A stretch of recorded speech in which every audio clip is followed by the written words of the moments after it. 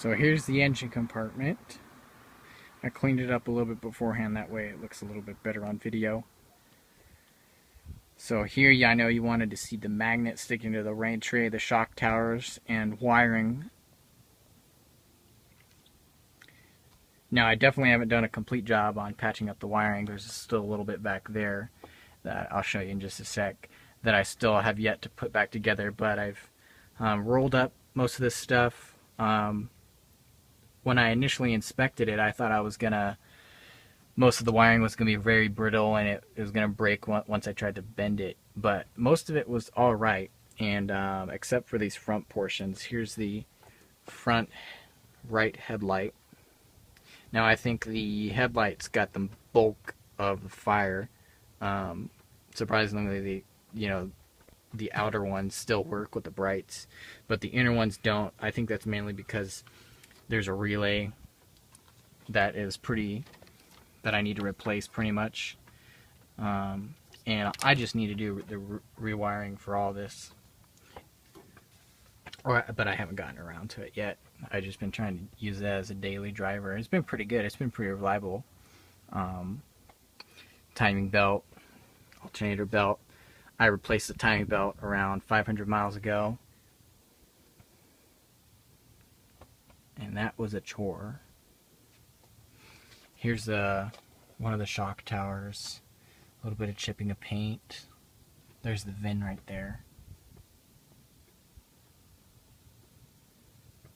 And then go down there. Some paint chipping on the crush bar. Let me bring it over to this side. Here's that shock tower.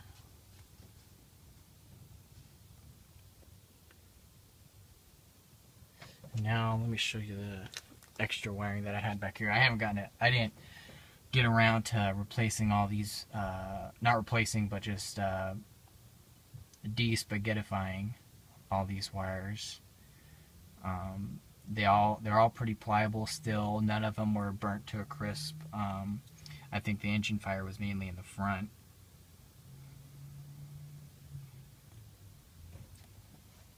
Let me show you the magnet. Here's the magnet sticking. And here's the sticking on the rain tray. Put it down there. It's sticking down there on the inner portion. Get it on this side. There it is.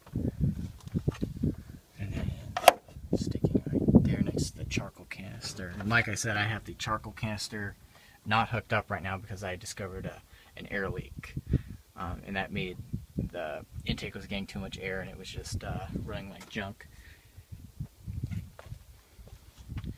And here, let me show you the corners with the magnet sticking right there. There's down there, sticking right there. That's the bottom of the corner of the fender.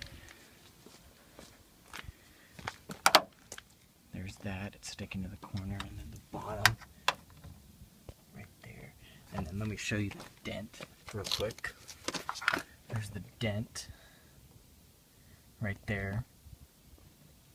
Right there. It just looks like somebody ran into something like maybe one of those cinder blocks in parking lots or something like that, or a pole sticking out of the ground. Not very pronounced. It didn't do any bending on the lower fender.